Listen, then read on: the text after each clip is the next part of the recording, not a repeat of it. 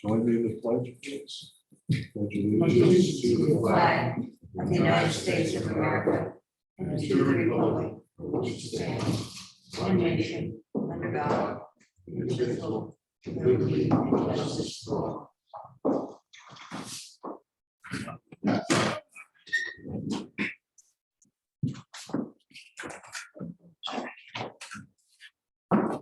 See the Gretchen topping corner house inside the town of LLC, lot line modification application is going to be adjourned again. Yeah, and I suspect that at next month's meeting, there should be some movement, some information to act on. Right, okay. We need a motion to do that. Please. I'll make that motion. Do I have a second? Second. All in favor? Aye. Okay.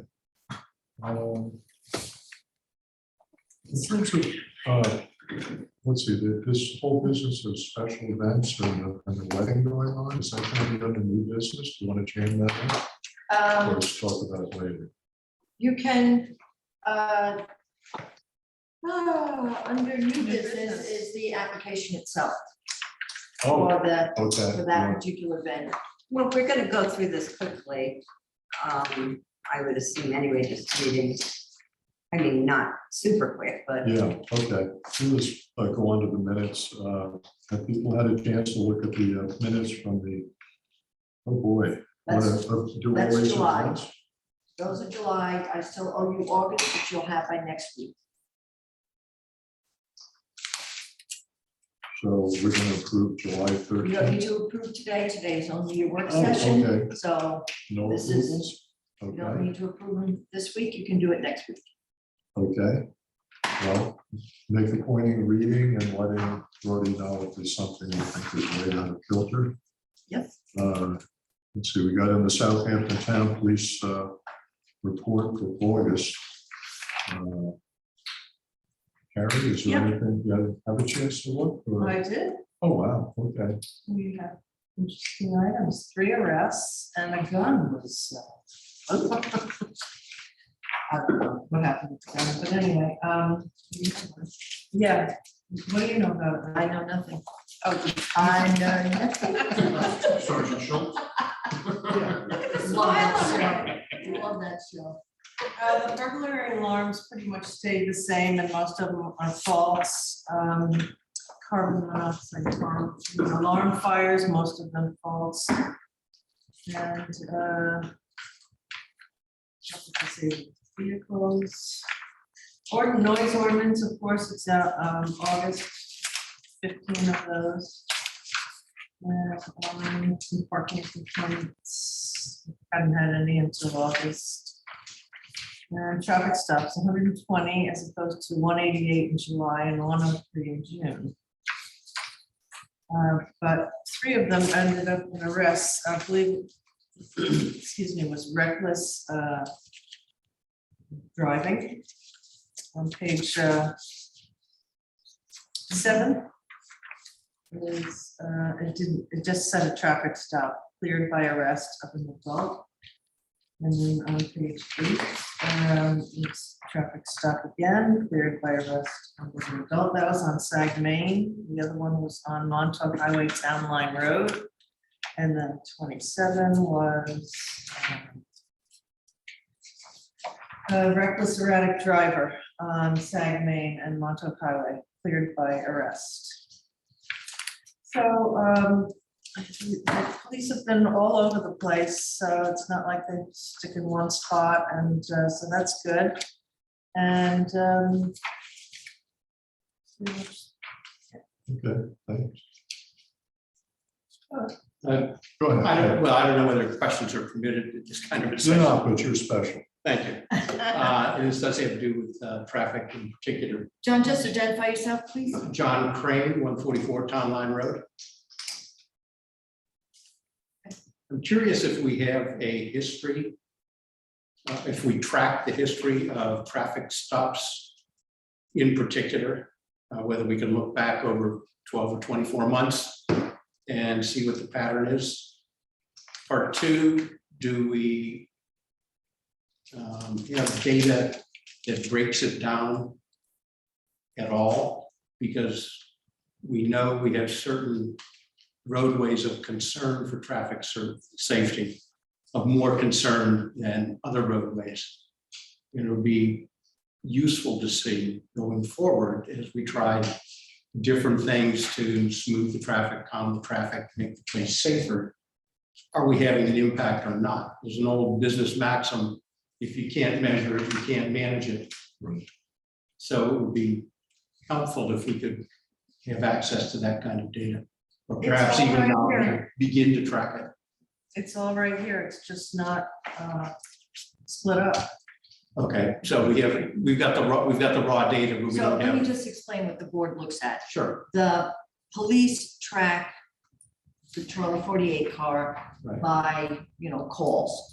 And so each month they provide us with a list of those calls. I believe that we had asked the chief, no, I'm sorry, it was the chief, I know it you was, wanted to break the down. right, as far as, Arrests. but I think it was more of the speeding, wasn't it, Bill? When we talked to them, Gosh, I can't remember now. I know it's very specific and they had a problem. Minutes? The way their data is collected, they had a problem generating that. Yeah. right? So we get these reports out of the town, we don't control the reports, we don't Right. control what goes into it or what can come out of it. We just get the report from them. And so we can track back a year, and at the end of each year, I do provide the We board get a summary. with the summary of this year compared to last year. right. But to drill down on this particular report for more details, we have to get it out of the town, and I don't know if they didn't know if they could give it to us. They needed captain They may and, not record sergeant. it in a So they fashion, may- they retrieve it. Yeah, let's move on, let's Yeah. keep going. Okay. Let's see, well, I guess it's on the traffic calming measures, so we've got our engineer here, Yes, we do. Jim Peterman, Yes, how you doing all? doing good. See you again? I didn't have much of a chance to look at this, I just got it a couple minutes ago, so.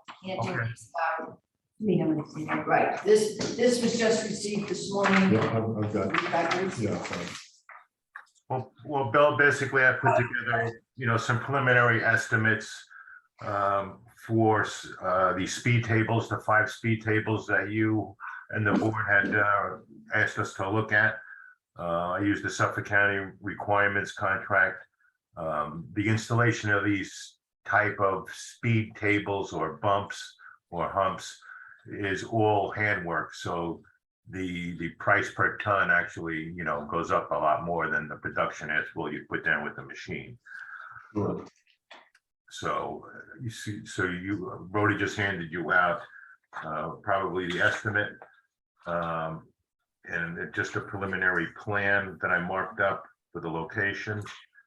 The 5 speed tables, the cost of the 5 speed tables, using the requirements contract with the signage.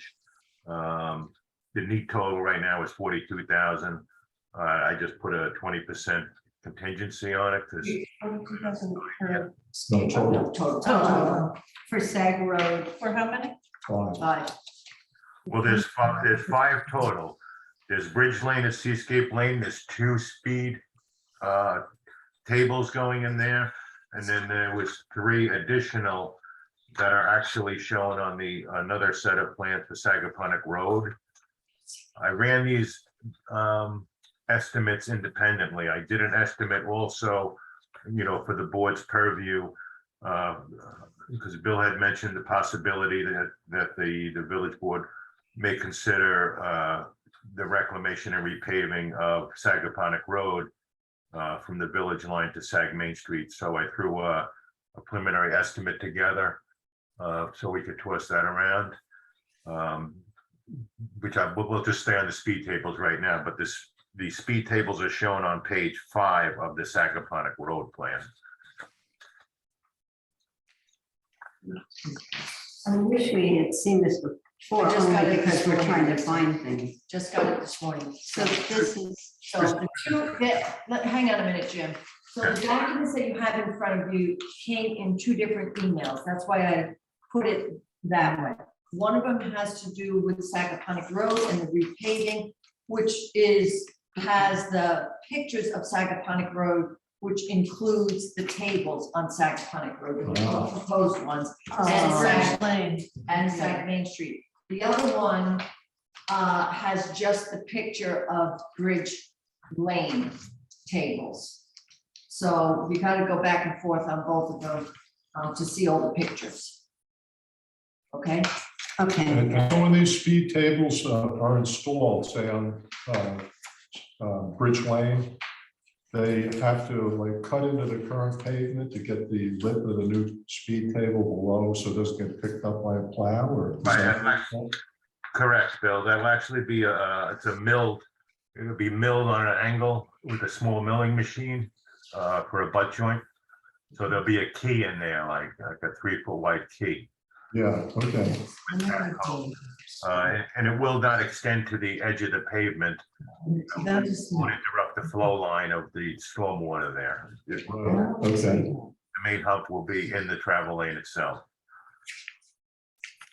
And adjacent to each side of the speed hump or speed table, there'll be a sign placed. You know, as per the manual of uniform traffic control devices, one in each direction facing traffic, and it's labeled speed hump. No. You What, gotta find another, you have to find another sign. Another sign, the board doesn't like the word hump. okay. can it say bump? You need bump or table, Jim. Okay, well, if you see in the package of the Bridge Lane, the Seascape Lane, I gave you some excerpts of the call outs required for signage from the manual of uniform traffic control devices. All This right, page talks about it. It Yeah. talks about the differences, the signs are very specific. It's like third to last. Of which on package, the Bridge Lane package, the one you have right in front of you. Yeah. Okay, right, go, yeah. Carry the page in front of the one with the signs. You just have the Oh. sign example, just in front of that. It talks about what the differences are between speed bumps and humps and, what's the difference between a bump and what's the difference between a hump. Could we call a thumb? Yeah, because I mean, that would be Leave it more up to Jim. satisfactory. You call it a hump a bump. Just use the W8-1 sign. Yeah, the one up higher terrace. I will look into the other signage that might be, usable there. Also, I just wanted to point out that there is some, if you go 2 more pages, it's the pavement markings that are normally put on the speed hump. It's like chevrons, they're called, triangle. Yep.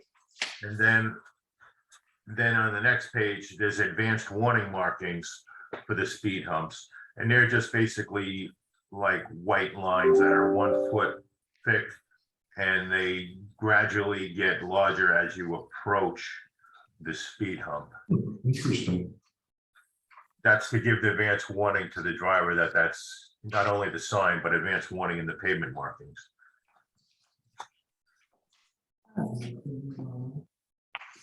That's interesting. Is all of that required or is that optional? No, it is optional. Yeah, you have a choice of, right, Jim, on the speed markings, you can choose any of these 3.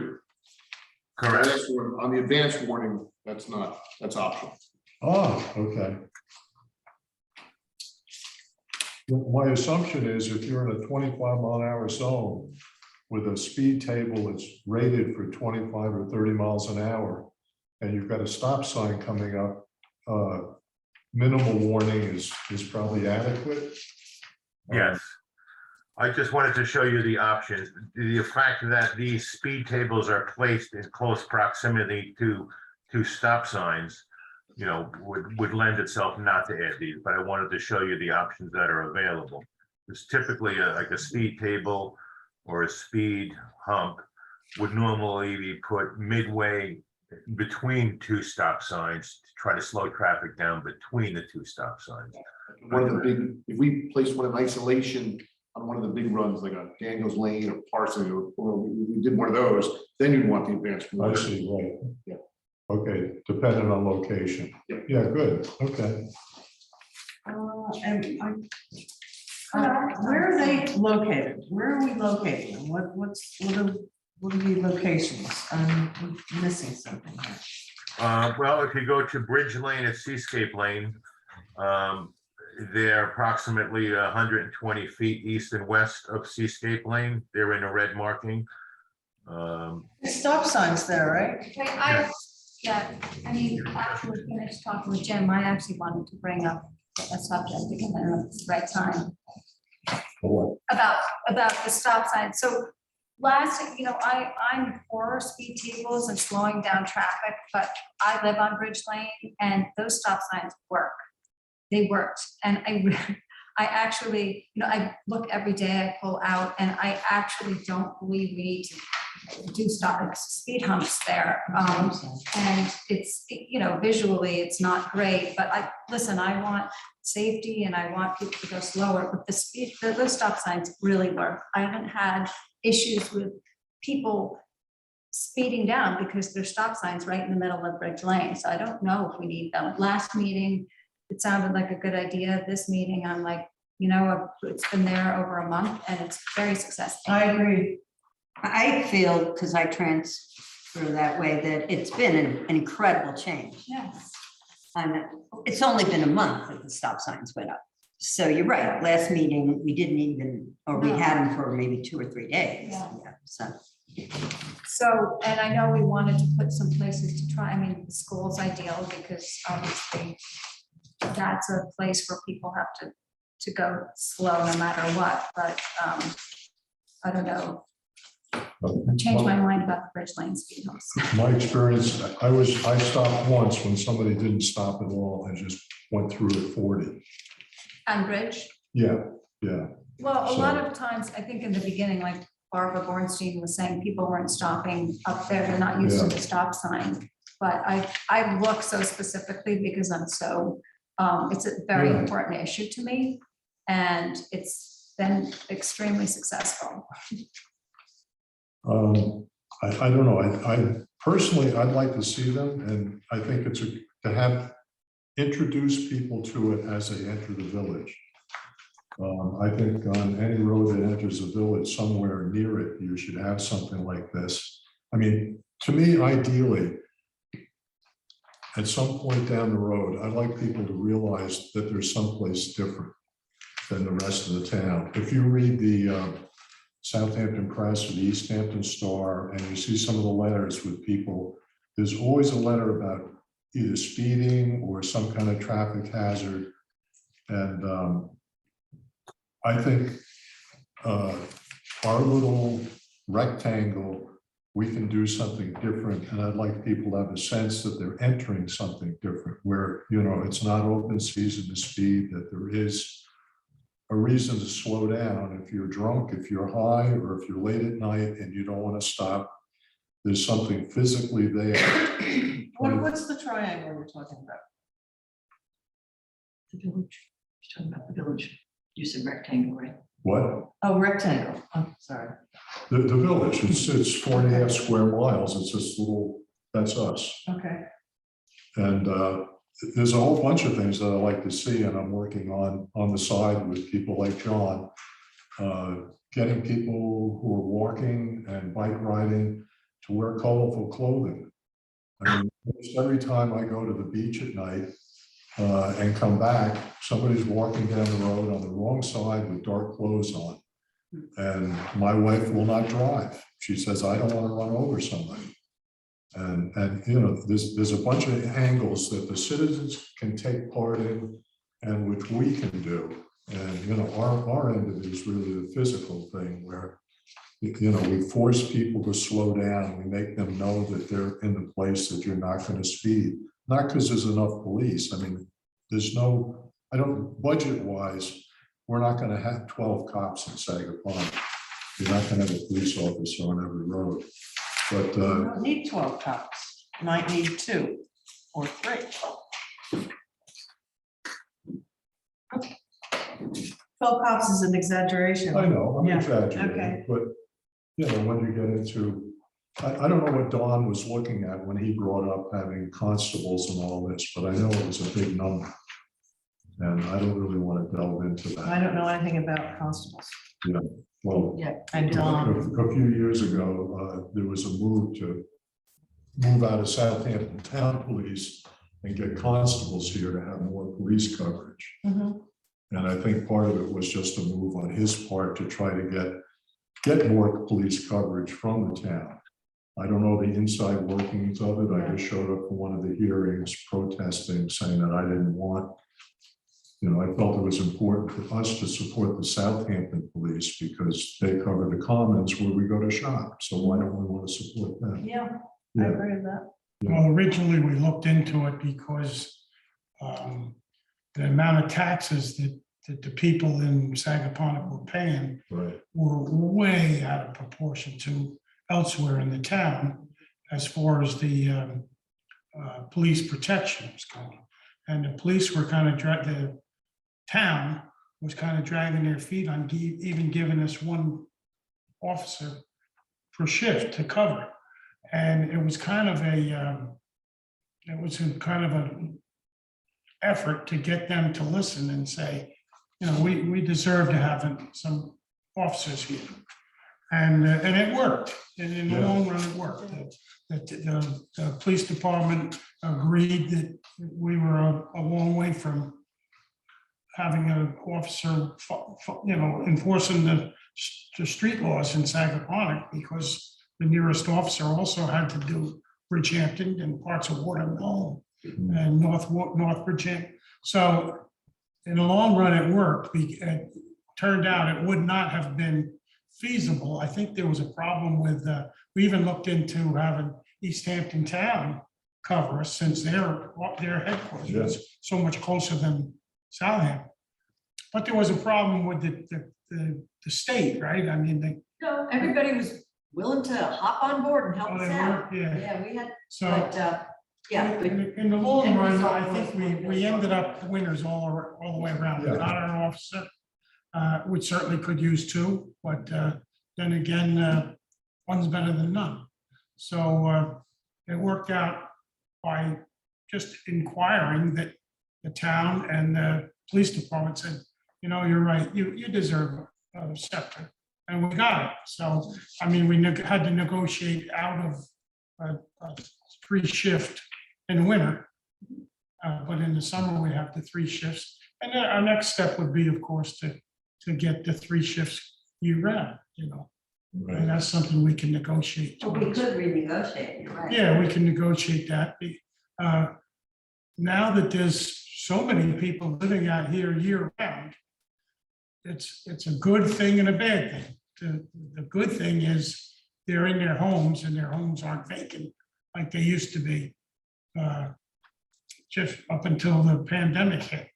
The bad thing is now they're here and we need more coverage too. So, but I think in the long run, constables were out. I mean, that was kind of the North Haven had constables for a while. we looked at everything. Yeah, we did. We looked at everything. And so anyway, I agree with you. I want people to take note that Sagaponack is, I mean, if you know anything about Quogue PD, people do not speed through Quogue PD because they get arrested. Right. They don't get a warning. They don't get, you know, they don't get slowed down. They get stopped, ticketed, and oftentimes arrested. And it's a reputation that's been going on probably for almost 10 years for Quogue, the village of Quogue. Yeah, longer than that. maybe. Yeah, How many cops do they have for the village of Quogue? They have their own police force. they have a regular force. They have, I How don't know, many? last I knew they had like 9 or 10. Yeah, that's what I'm thinking. Wow. Similar to They Sagaponack. they have a lockup too. So- We had, the mayor and I, Don at the time, actually went over to Quogue and looked at their facility, and it's like I said, there's a lot of homework that was done to determine whether or not the village could go with our own police force? And if so, from where we would get it from and how we would structure it? So there was a lot of Yeah, work that went into it. but you're right. We have a small area and it would be nice to have the negative reputation, if you want to call it that, of people saying, oh, slow down in Sagaponic. They want to slow down and not speed. And I agree that the stop signs are working great. I go up, back and down back and forth on that road block. I've very rarely seen any cars not stop. Right, and I know because I back out of I have so, I know, I use it so much because I have appointments, so I go back and forth between my house. So, and I have to back out of my driveway. In the summer, it was impossible to back out of my driveway because it's a throughway, Oh, and it's even if just you're there. really far, you're like, come, now, it's easy. Yeah. It's like, oh my goodness, it's great. Working. I'm thinking that possibly it's just the few that are ruining it for the rest of us in the speeding scenario. There's a lot of speeders. Yeah. Oh, yeah. Oh my gosh, on Hedges Lane, in 1 week, I got passed 3 times. And I was going over 25. I mean, I was, not, I might have been going 30, but they were passing me and going at least 50 miles an hour. They're passing on the double Well, isn't line. there a double line there? Yeah, No, I was passed all summer long, almost once a day on Daniels. yeah. No, the people Taking get passed kids and to it's so, Their stuff. it's really, No, it's people are really happening. just taking advantage, but But I think I see the value of the speed bumps or humps in both spots. But especially by the school. Yeah, Well, we're by the school. Well, it would be like a kind of like an approach to the stop signs. But it would be before that crosswalk there's already there. And so that people are gonna know that and slow down. And next thing you know, You they're think gonna there's be. a problem there? yeah, Oh, definitely. sure. The other, just stop You're it. sitting there and you're watching the kids every day, the traffic there. How do we know? If you park by I the schools stopped and watch there. the people that, Before Bill and I went to look at it, a couple days before I stopped, and the teacher, whoever she was there, and she kind of said, well, who are you? And I said, well, I'm looking to put a speed limit. She said, oh my gosh, that would be so great. I thought, people, and she started telling me these things, and it was like, Yeah. go talk to her. She- Oh, no, I'm just asking how you know. Yeah, I know they're very pleased with the idea and I know that if you do that on all 3 corners, or all 3 approaches to the corner, I'm sorry. I think that would be a tremendous improvement to that section and particularly in front of Sag School. In the other packet, Jim, I wanted to, on the paving packet, and obviously we all have, it's a work session today, we have to go over this. But I want to just bring up an issue that happened on Daniels and Hedges Lane. Okay. The 28 or 26 feet, whatever, was accurate, but the lining of the road was very erratic. If you go down Hedges next time you're out here, there's some sections that have a foot, and then the opposite side of the road, the white line gives you 4 feet to walk in. And I guess you use a subcontracting lining company. Your company doesn't do this. No, well, actually, Rosemar hires out who is the contractor doing the job, hires sublets that out to this company called the Fenceman. They do the thermoplastic application. All right, well, it's not just myself that noticed that, other residents have too. Obviously, we can, once we make this decision and the decision by Sag School and the other issues, we can, if Rosemar gets the bid, right?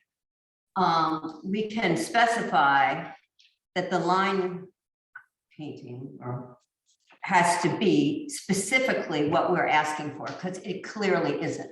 Okay, well, you know what, I'm gonna go out, I'll go out and measure those. I noticed some looked smaller, the shoulders, than they should have been. So a lot of times when they paint out a dotted line with the string, so he might have actually painted on there's like a pointer on the applicator. I don't know if he had it on the wrong side of the machine. But I will investigate the width of that shoulder. Because to me, when we get to the bidding point, I'm just warning you ahead of time, that's a concern I have for whoever gets the bid, that we don't use the same people or that it's done correctly. Because it's a lot of money per road. Got it done right. Understood. Had we known that prior to giving out the rest of the money on this, we would have had to fix it. Because the specifications are the specifications, which said 3-foot shoulders, which should be not 2 here and 6 over here. And they can remove that. Well, that's their problem. But it is, they are given specifications to complete that road. Am I correct on this, Jim? Yes, And they're supposed to do it the way we've asked it, and they've signed the contract for us, so. By comparison, Sagmain's much evener in relation to our requests, with the exception of coming up the hill where the drop off Which we is, know that which was we the- knew was a yes, problem, yeah. where the cliff drops off by farm. Or Hmm. we knew we couldn't get the cliff or whatever. The only clip in Saginaw. There was one other idea, I don't know if it's feasible, and I'm glad Jim's here. There's by SAG, by the post office, people speak there as well. And Jaime, my husband, thought about, is there a way to put something in the center with flowers? I know that means taking care of the flowers and it means more work, but we felt like just a kind of a thin, or he said vases, that's like cement type of things, but is that practical? I mean, could that happen? An island. you really shouldn't put any kind of fixed object in there. But I was actually out there the other day because I met Suffolk County Water, who still has to mill that section and pave it. That's a mess, man. Well, they extended the mains, north of the post office, and I had discussions with them about paving the roadway edge to edge to the length of their trench. But when I was out there, there was a crosswalk sign in the middle on like a small tripod. I So think that's fine. I don't know who installed, I don't know who We maintained. did, Jim, the village did. Okay. Brody put it there. I almost had That's something that you would just, I saw that working pretty well when I was out there, so. Yeah. Suffolk County Water, and in the last week and a half, 2 weeks, has put 3 cones in over a mound of blacktop right in front of the entry to the handicap ramp into the post office, because they brought water into the building. Right. It makes no sense that at that particular point that they made no effort to flatten it.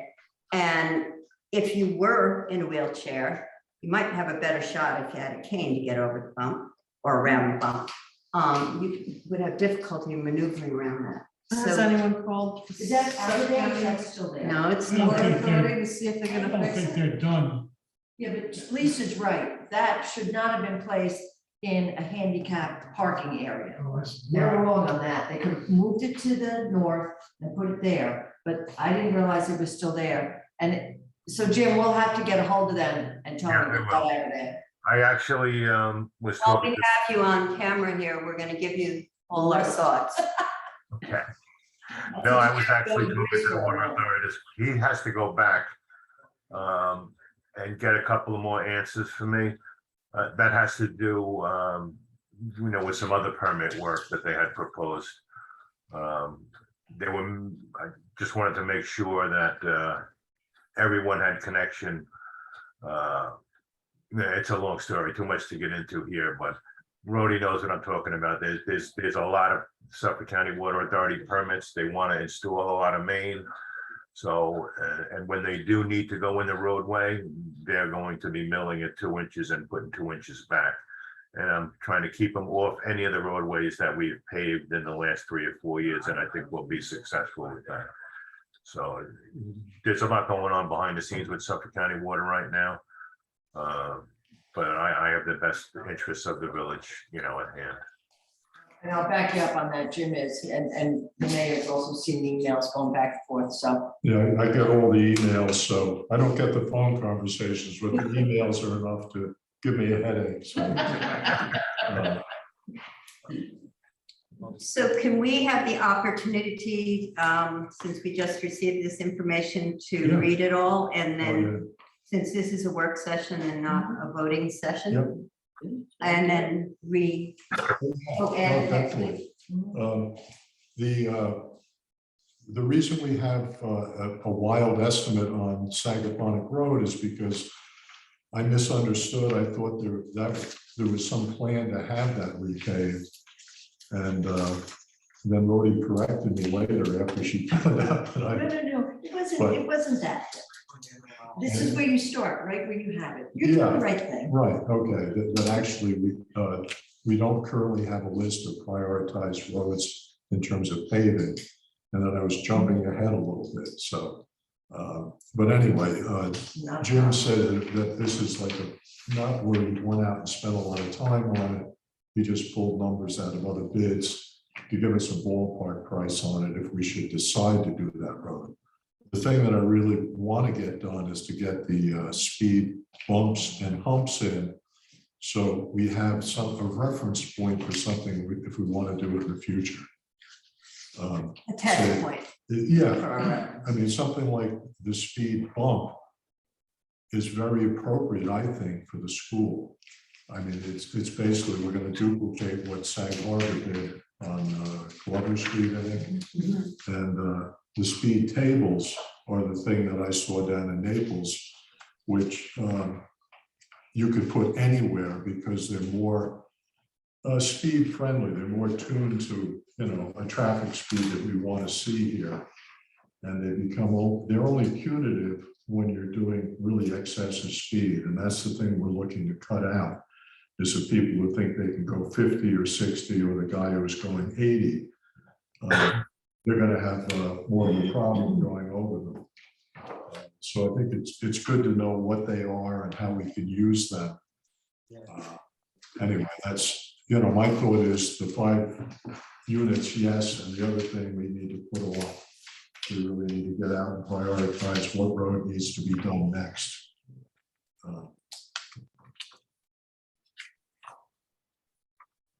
So that's Bill and Bill with Rhodey, right? Yeah, well, I guess, so Rhodey told me she goes out with the engineer sometimes. Well, that's what I used to do. I mean, Jim and I haven't done that. This document is 5 years old, so Oh, we are at okay. the end of this document is what I was saying. Oh, I and see. did that back with the previous engineer. Right, And Bill wasn't in charge of roads, that Bill, at that time, he was in Right, charge of something different. Right, but it was you and I that went out and did it. I think we was in charge of roads at the time. okay, I still need to do that, Bill. I talked with Rhodey, over the summer. I owe her a ride around the village to do a rating on the road, so okay, great. we'll probably plan to do that in the next week or two, if that's okay. Probably more like, Uh, probably in the 2 side more than the 1 side. It would be the 2 to 3 side. I'm drowning here a little bit, Jim. I'm trying to get out from underneath, so. Well, you let It's me not know. gonna be next week, let's put it that way. Well, maybe Bill or I could go with you.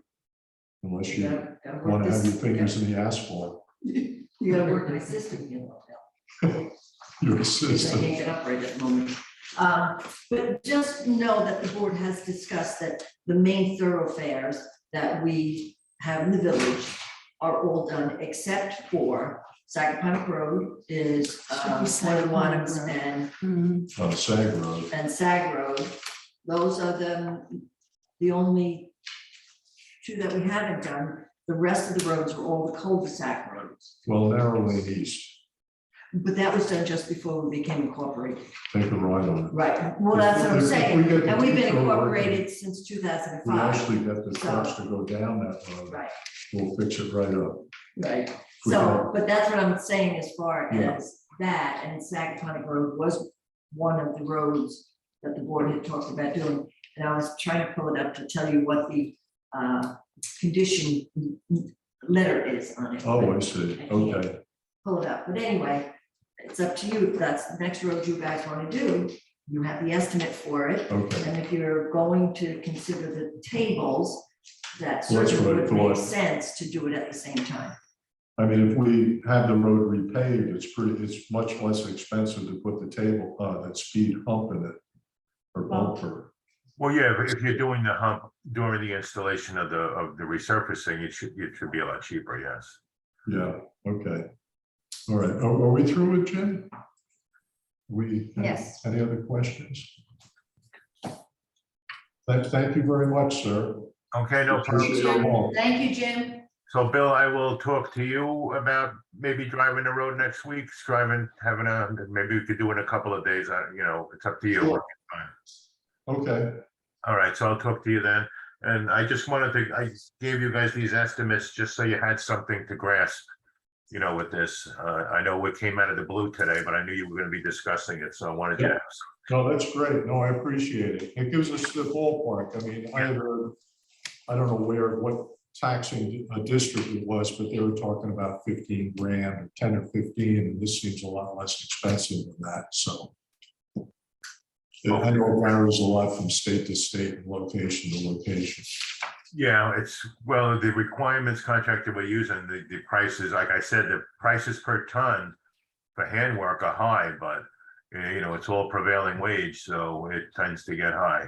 Right, yep, okay. Hey, Jim, do you know when this county contract expires? This one is good for another 2 years. Oh, that's good to know. Okay, There's a big paving one they have when they're just resurfacing, which we haven't used. That one expired a couple of weeks ago with that one, but we haven't used that one yet. That's strictly just resurfacing. So it's not the full depth patching or the reclamation or anything. So this reclamation contract that has many different facets in it, it has all the drainage items that are needed. That's good for another 2 years. thank Brilliant. you. Thank you very much. All right, great. Well, have a great day. Be safe. Thank you. Thank you. Take care, thank you. Bye-bye. Let's see, so the state law has changed, that we can have a statewide speed limit of 25 miles per hour. That is absolutely correct. So if you want to Adopt that next week. do that throughout the village, entire village, then I would put before you, because it's in our B&T code, it would be a resolution to reduce the speed limit throughout the village to 25. So is What that, is it now? Just, what section of the code is that in? Is that reflected the town? I mean, it's in B&T. Yep. But does it state that the village wide is 30? Yep. Okay, so 15, then we- that's what we can change. So if that's what you want to do, we'll put it before you for resolution next Wednesday. Thank you. Is that what you want to do? It's simple, instead of having 30 on this side and 25 on that side, The the entire cemetery. Have everything, well, it'd be easier for the police to. Well, I will say one thing, on town line, just around Hedges Lane is, it's 25 miles per hour in a white sign. And then a few hundred feet down the road is a yellow sign that says 20 miles per hour. So I don't know. On town line? Yeah, Well, take- 20. and the 20, I think, is from the East Hampton side. Okay, that's not ours. Okay, But I mean, you gotta get it right, but one side is faster than the other side? they did that on Ocean Road for years. Town line south of Daniels is posted at 30. That's because the village limit is 30 right now.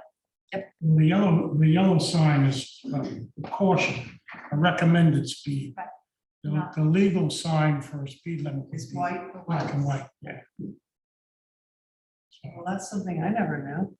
Yeah, Maybe you were. So I don't have to pay attention to those yellow signs anymore.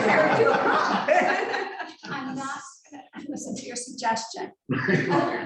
Okay, so I will have. Are we in the right spot now to recommend for a resolution to go to 25 No, I'm gonna put a resolution for your meeting next week. for next week? Okay. Yeah.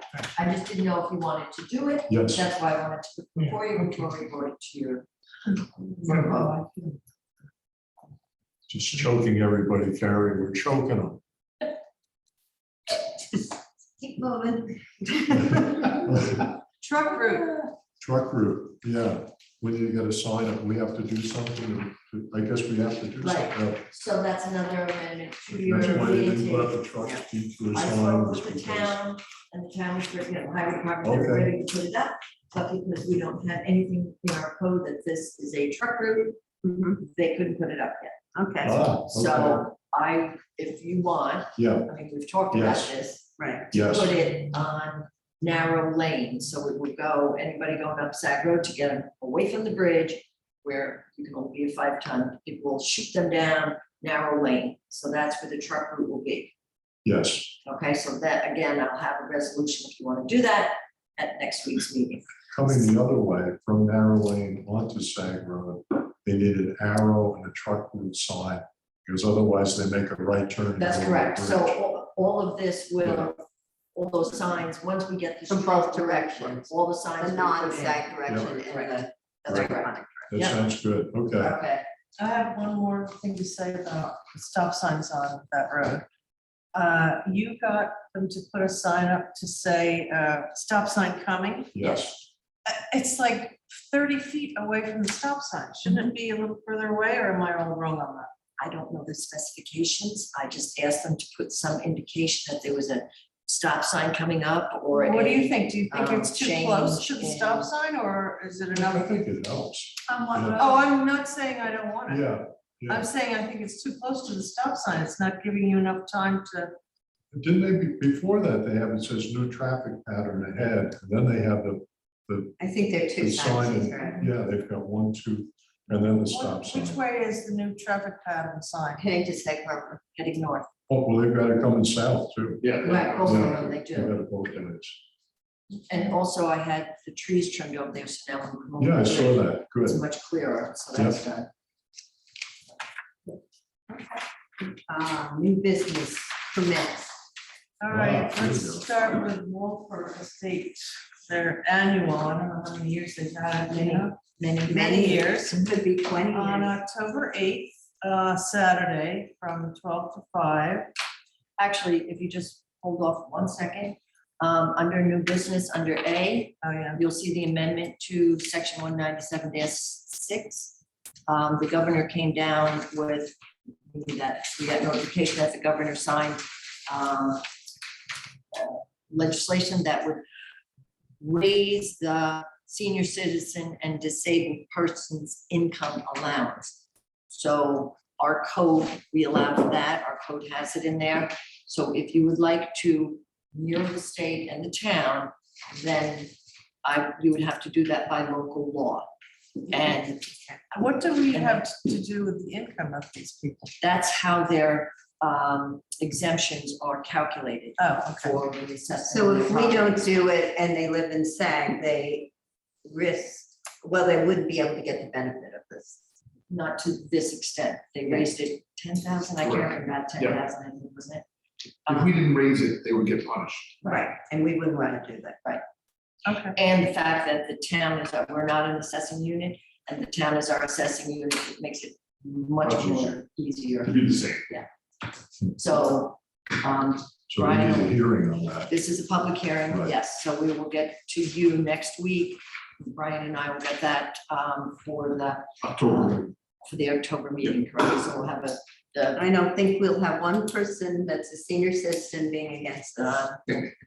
anyone else, I'm sure. So that's what that is. You'll see that next week for a resolution to set the public hearing. Okay, we'll Okay, proceed. Now, back to Wolfer. October 8th, noon to 5. They're expecting around 600 people, 525 with 75 people working it.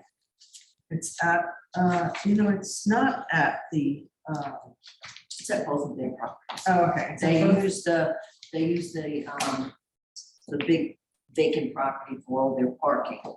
And then I've never been to it because Is it at the winery or is it around the corner on your road down at the at the horse stable? horse stables.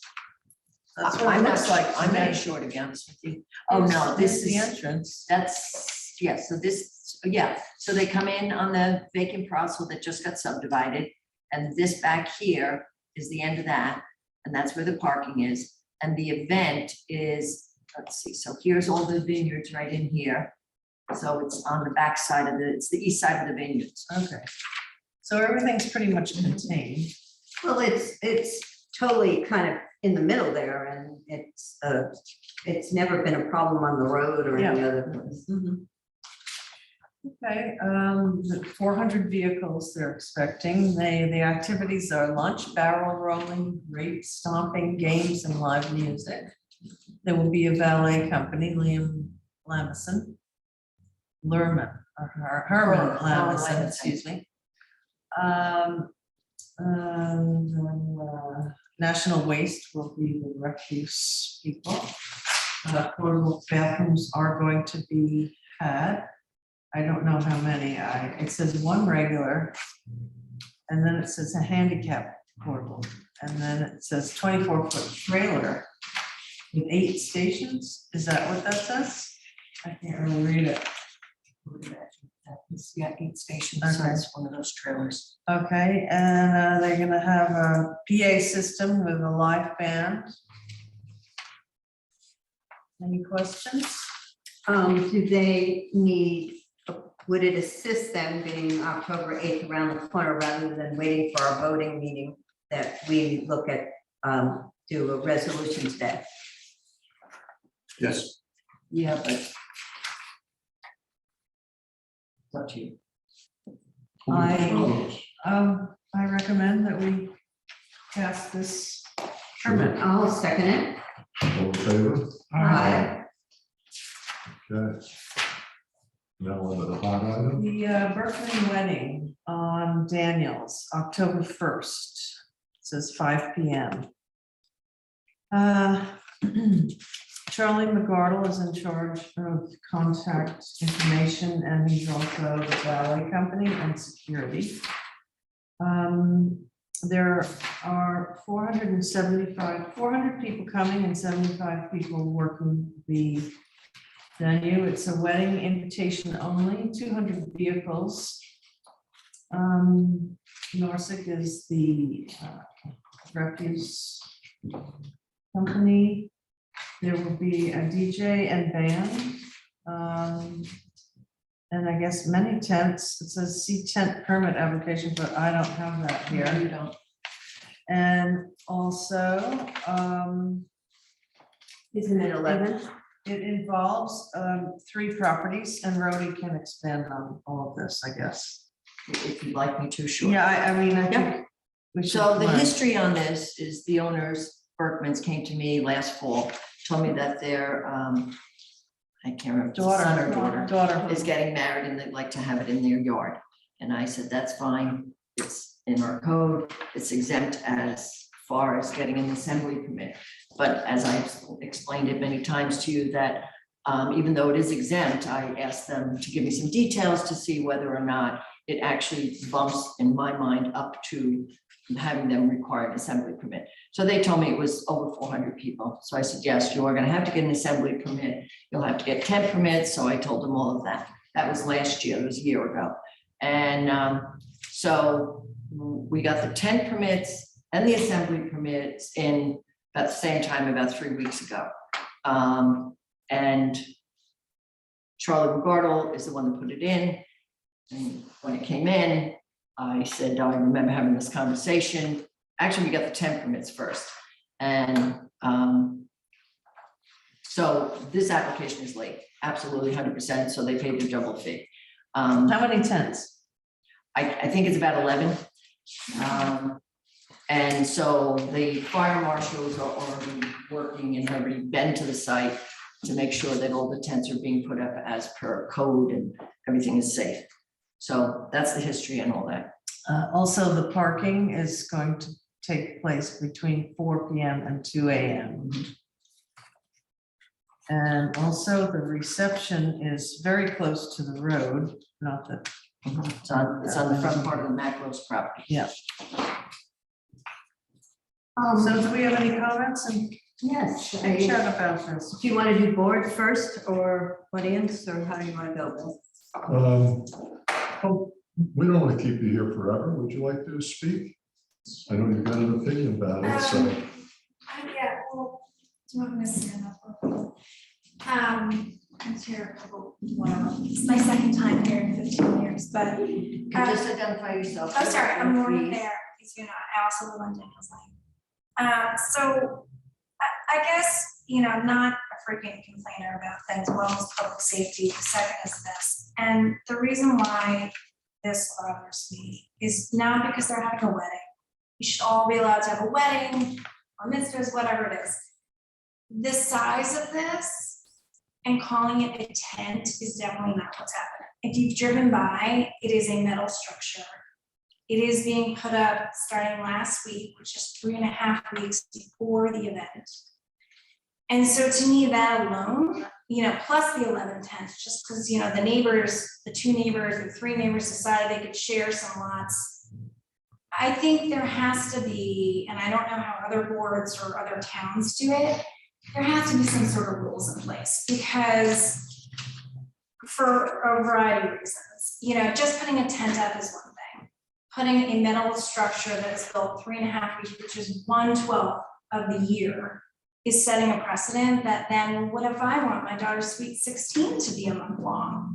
And to put up something the size of a football field that's made out of metal on Daniels Lane. Once this happens, every other resident who's wealthy and wants to have some event, concert, wedding, sweet 16, bar mitzvah, it'll be deemed okay because it's happened once.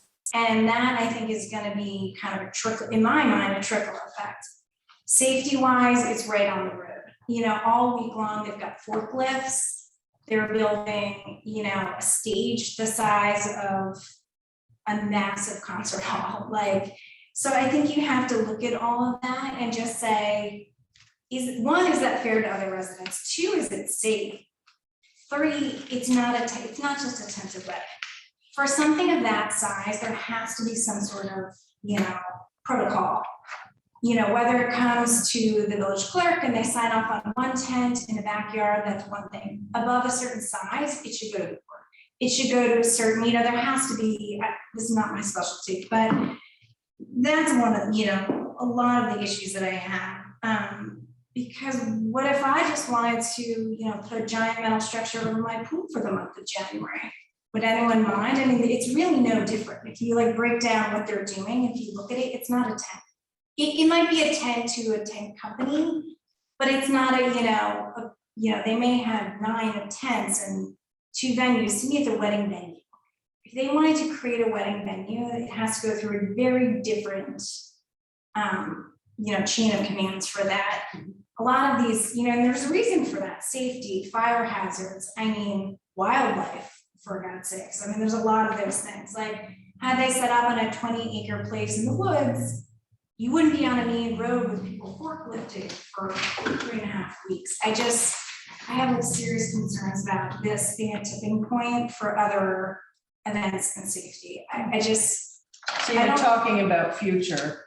Well, for this one in particular, just because they started, building it, when we signed off on whatever you're saying it was, the original assembly permit, doesn't mean it should be allowed. Just drive by it if you haven't seen it. I think the whole board should have pictures and see what I think we're talking about here. the structure that we see next to the road is probably the flooring for the reception, I guess so. and the tent goes over Right now, it's flooring and it is like a big metal structure. So the tent's maybe going over it, but it. then Oh, I haven't seen the middle structure yet. it's huge. It's huge the size of metal. a barn. The size of one of the Foster's barns, like the hangar that they keep the airplane in. That's how big it is. Like the one It's across the street from you this last weekend. Right, which happened there. Yes. So I feel like once you started one, you see there's another. I want everyone to be allowed to get married in the backyard or whatever it is. And of course, as you get wealthier and we're a wealthy zip code, the weddings are bigger, people can afford more. I just think it's a big tipping point for a lot of reasons. I think it has to have whatever you guys decide the protocol is. If it's something more than an X size tent, it needs board approval and some other, because what if they just won't have a concept? It just keeps going. And I think the amount of time it's taking to set up and take down, ask them that, how long is it gonna take a town? If it's taking 3.5 weeks to set up. It just seems to me, it's way off the deep water. Like whether we made a mistake and signed something or not, I don't know what the protocol is. I just don't think it should be allowed at all for a variety of reasons. Before the meeting started, I talked to our lawyer, because I have to admit, the big legal code book sometimes I couldn't find the right thing probably very quickly. But Brian, do you want to talk about what you found in the book and what you're reading me, because I'm not a lawyer. So I think you made great points. I mean, I think that all those points are great. I think that, I think the board's ground rule, we talked about that metal structure, so I saw it on the way to the meeting today. I think where this distinction is, we've got two sections in the village code that don't necessarily cross-reference each other. So we have chapter 184, which is for special events. There are a lot of good restrictions in chapter 184. Tent size, for instance, like it's spot on that issue, that you can't put up a tent more than 10 days before the event, 184.9, in a special event. The assembly chapter 150, which this is for, doesn't have that same restriction. 150 is more along the lines of a backyard wedding, assemblies, but this is not, what's a backyard now? How far do we get to this? And I think that one of the things we'll have to think about, and I think the horse is a little out of the barn for this one, pardon, the horse is out of the tent, maybe we'll say for this one, but for next, I really think, the mayor and I talked about it, that we should bring in some of those provisions on 184 and the special events provisions that are very restrictive and push those forwards to the assemblies. Quite frankly, they shouldn't really have an effect on I have to use the word normal, right? What's normal? But a normalized backyard wedding shouldn't be an issue if we you can't have the tent more than 10 days ahead of time. You can't have tents in a conglomerate that is larger than a floor area ratio, say, by some percentage of proportion. Because we all think of what a backyard wedding is, the backyard wedding, and some tables out, not Central Park's music hall. So. And I think this fall, particularly the one that was across from me, had the metal girders also. And they never actually had a tent structure over it. They screwed plexiglass on it. That's what's happening. That's just starting today. And then they hung lights and curtains. They're building a structure. Right, it was a structure, and this was over a week going up. The one across from me was smaller, but pretty large, obviously, for them to have metal girders. And you know what happens when the size gets this big? And you guys know that I'm quite a few acres from that. The forklifts, I guess they're called, that do all this girder work. I cannot imagine the houses down Potato Lane and whatever, listening to that chronic beeping. I had some nice breezy days and I had opened my screens, my windows up again. I had to close them all down. This is major construction. And the forklifts have to have that beeping noise. And to take it down, it took 3 days to get it down. And they beeped all day from 7 in the morning to when they left work at 5. Yeah, I think the other point on this is our fee schedule for tents. Oh, It's yeah. $100. $100, that's a joke. So I agree. So For I think that size. that's something else that needs to be looked at more carefully. This should have been probably $1,000, if not more. This is Oh, not If they the have job. 11 tents, shouldn't it be $1,100? No, doesn't, what does that say per tent? We can clean this up in a That's what I'm relay. saying. That's the other thing that should be looked at too, is to adjust that as well. What percentage would you say the applications you have are assemblies versus special events?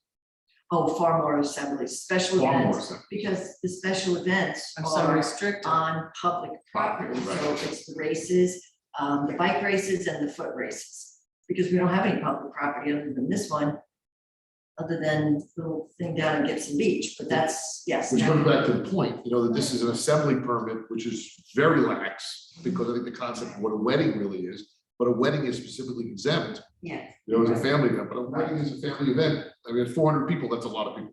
And I used an example, and Brian said that he missed it a couple years back when we had the party that turned up in the Post or Newsday of 600 people off Sag Main that night. Mr. Reader, Thank you. Yeah, I couldn't come up with a name off the top of my head. whose daughter was getting married? Reader? He's putting in a wedding permit? No, Oh, whose daughter's getting married? it's Reader's daughter. Oh, It's got a tent permit. Much smaller than this, but you're right, that's the same. all right. So when we did that, we asked to also put in this law, we asked that the venue, the people for this event, party/event, hire an off-duty police officer to stand out on Sag Main to avoid total chaos. And it's like the wedding I dealt with a month ago at Gibson Beach. You cannot have that volume of people on Daniels Lane, any lane around here, whether it's a dead end like Gibson Lane or whatever, hundreds and hundreds of people, and not have someone directing traffic and keeping some kind of order. And clearly that evening that I dealt with a month ago was totally absurd that our police happened to be very busy that Saturday or Sunday night, I can't remember now. And initially, they weren't able to come for an hour. Now, it wasn't an accident, and there could have been an accident on Montauk Highway, I have no idea. But the reality here is, I have total fear on October 1 for Daniels Lane not having a required police presence that they paid for. You can make that a condition of this. Sure, I would definitely do that. I agree. Because I also feel the police also, what are those things they have in some of the cars, the sound thingies? Decibel meters? Yes. If you have 100 people and you have 500 people, the level of the noise is dramatically different.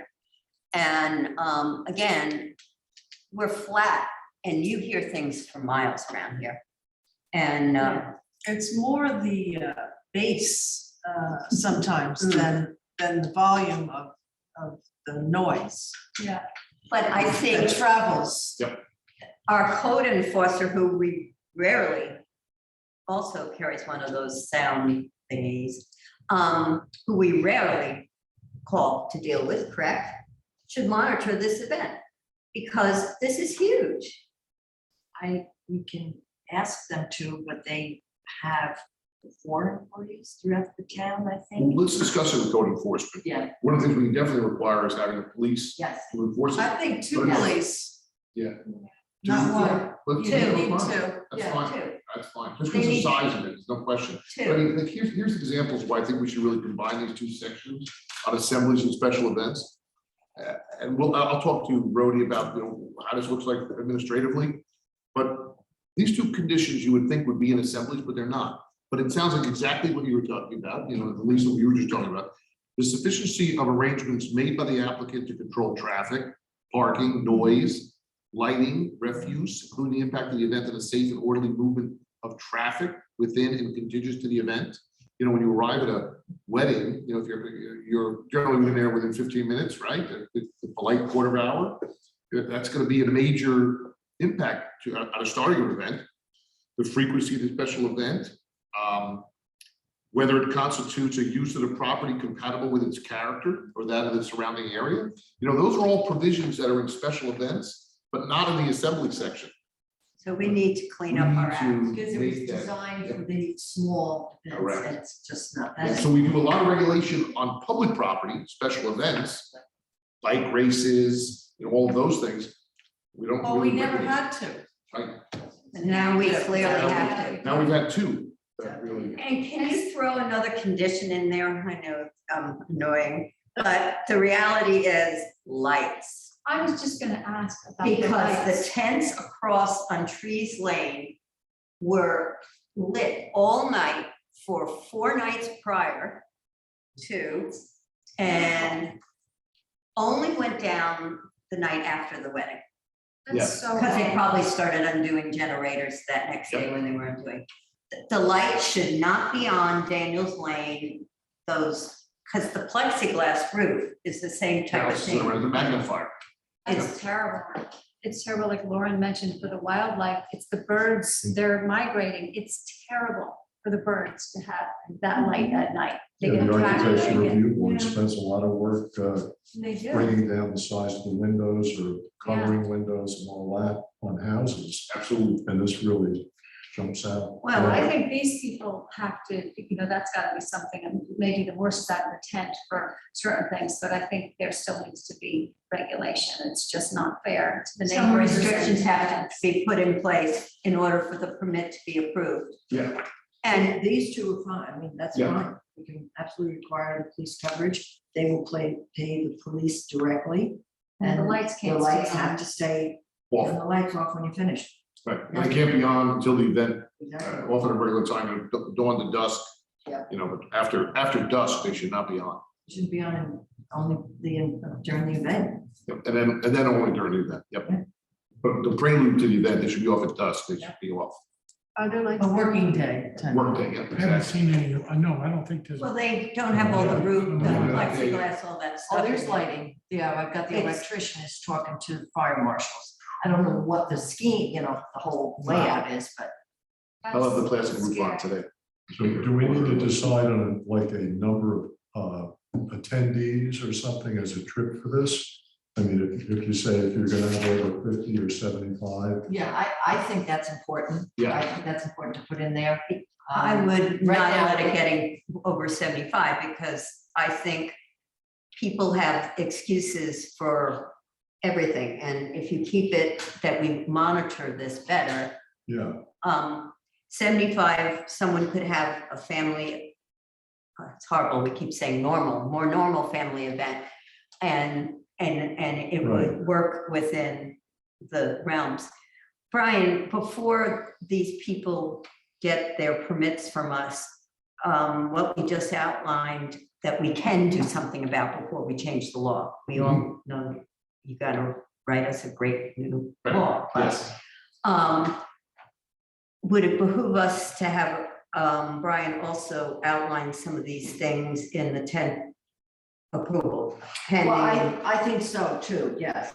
pending, They're they two must do different this, applications, that, that, but that. they are, they're the same event, so. Yeah, so for this, I would, all the proposals, all the limitations that conditions that we put on should be part of the approval resolution. Yes. And then we should, at the next meeting, we should set a public hearing. We'll be out busy for October. We should set another in Right. October to amend this assembly and special event, maybe talk about a combination of the two. Right. But, on the number, I do also think that 75 is a good number, only because, and we can debate that at the public hearing, but it sets out in the assembly provision that applies to family or similar traditional family assemblies limited to invited guests in reasonable number. That's puts the village clerk in a hopeless position to decide whether what's reasonable on a size. If you have a 100-acre farm, what's reasonable? If you have a half an acre or 2-acre plot, what's reasonable? But I think 75 is a good trigger number because 75 you're getting into bathroom facilities, all of those kind of things that we would normally have for a special event. Well, maybe it does have to depend on the size of where it's going to be, the location. But 75 is a good trigger number for even if you are big and you're gonna have 400, 75 at least puts you into the process of Yeah. We compliance. noticed. Right. Right. If you're under 75, you have 70, 70 cousins that come over, you're probably okay and ready to come down and see Rhodey. Well, I think we have to revisit the size requirement. Yeah. To limit the size in our, Right. in our code. But is it too late now? I mean, they've been, Fine tent. here's the application. Yeah, they've been working for a Where's month, the tent bringing these application? things in. I don't see the tent No, application. that one's process, it's with the town. And what happens is the town then takes our paperwork and they do all the inspections. And once they approve all the safety, which is location of any propane tanks for the cooking tent, any generators, any electric exits, entrance, all of that, parking, all of that, they look at the whole scheme of it. And they're the ones that make sure everything is in place So before what they are actually the hand 11 them the tents tent. for? There's one for the ceremony, which includes, I think, 2 tents. But don't hold me to any of this because I'm trying to go off my Cook brain tent. here. This is on the Probably 2. parcel. This is on the owner's back parcel, the In owner. the back is I 541. couldn't really read That one is where the ceremony is gonna happen. And then the That's Macros 25 by property, 25. which is the one up front, that has the rest of the tents, which is the big reception tent. They have a tent to go over the bathrooms, they have a cooking tent, they have Generator tent. I don't think they have anything over the tent, they wouldn't be allowed to do that. They have I think they have a cocktail tent. Like I said, I'm trying to remember, One for wedding presents? could be, so those where, I think there's 2 up on the property for the ceremony, and then the rest are down on Macros. for all. What happens if we don't approve this application? They go ahead and do it anyway. I'll go ahead and do it anyway, Yeah. because they put so much, those tents that you see out there, they paid to have those tents manufactured for this wedding. So The every. Walmart one that looks like a. They are You call it a all, this is Walmart what one. I was told, that, I haven't seen it. Oh, yeah, This is- it's obvious. I mean, it's, John Rankin told me that there is not one scratch on any of that framework, right out of the factory. The tent that's going up in the back, they came on 6 flatbed trailer loads, just for the one big one. right, the tent The that's other one going, was separate. I don't know what's in the back. the one that's going up in the back is the ceremony tent. That's which is 25 by gonna be 25. 17 feet high, because they're going to put it all over the trees as you go in the driveway, so it's gonna be like a. And are Covered these, bridge. how many? You know, of the you've heard this plexiglass before, but Ones are there? this is only in Sagaponic. Yes. What, you know, how many of the metal structures are there in the plexiglass ones? We have to have a definition for tent and what's allowed. But we don't, so there you go. So that, So that's the We have stuff to that clean we up have to our work on. We've got 2 things going on here. We need to revise the code so that next time around. Yep. We get at this better. And Yes. for this particular event, I think we need to have stipulations put in there about the lights being shut off, Oh, since yes. it's probably gonna end Do up. that. Absolutely. Yeah, we gotta grant this thing, but have the stipulations in it. And how about the Absolutely. You can't ask wattage of for the lights? Can we do $10,000. that? You know, I mean, it's really bright and it bothers all the neighbors for miles They around. just have to be Maybe- shut off. I think, Yeah. there's gotta be a But turn even shutdown during time. the. Yeah, during but the here's the ceremony, thing though, who's gonna go down and say that light bulb is too bright? Yes, but That's the LED problem. lights, I can't even look at them. We can go down and say, we told you to shut this off after the ceremony, they're now on, turn them off. But. And. And when can we the put them up- ceremony go until whatever Yeah, time, until 2 forever? 2 AM, I mean, the event is planned for, Yeah. but I mean, I think it's reasonable to say, prior to the event, no Yeah. lights after dusk, so that Right. there's no effect with either way. And then the day of the event, it's gonna be a 1-day event, you're gonna have the lights on until the ceremony, or until the event is The over last one's out of the at 2 town. AM, right? right. But then after that, again, the Yeah. lights have to be off at dusk. but our rule still holds on sound, correct, Brian? Yeah, The 11 o'clock. Yeah. Correct? So, I think it's 12 o'clock, our sound is 12, and it's midnight. maybe we should discuss that. Oh, the one across from me did go down at 11. So they either were paying attention You to stayed up to see that, huh? well, I could hear it, obviously.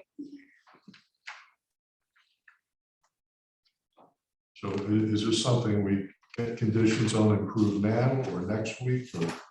I mean, if you want to do it now, just like you did with the last one, you can do it now. That way I can get this off to them to let them So know. we can require police coverage. Yes. Yes. 2 policemen.